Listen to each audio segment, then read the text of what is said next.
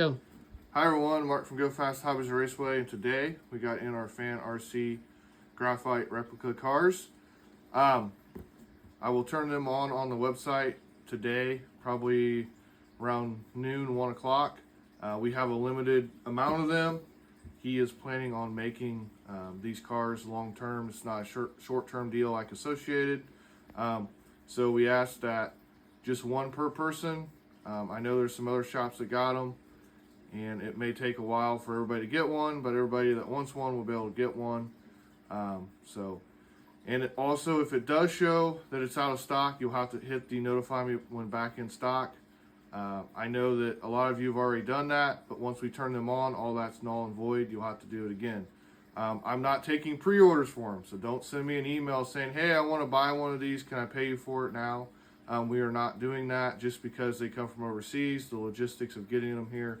I've been doing this 35 years, been pretty good at what I do here, and I think that, you know, taking pre-orders is kind of risky because I don't want to have someone's money and then not have a car, and it may be 2 to 3 weeks before we get a car, and then it's always, is it here yet? Is it here yet? When am I going to get my car? So that's why we don't take pre-orders for them. Once we have them, we'll turn them on our website, and you can go buy them. They may last 15 minutes.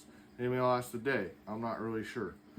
So check it out, gofasthobbies.com. I'm going to open one up and show you guys what's inside. Nice box. A lot of yellow.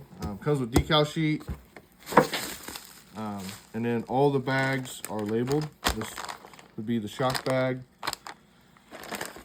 The battery cups, which do have a little bit of tweak to them.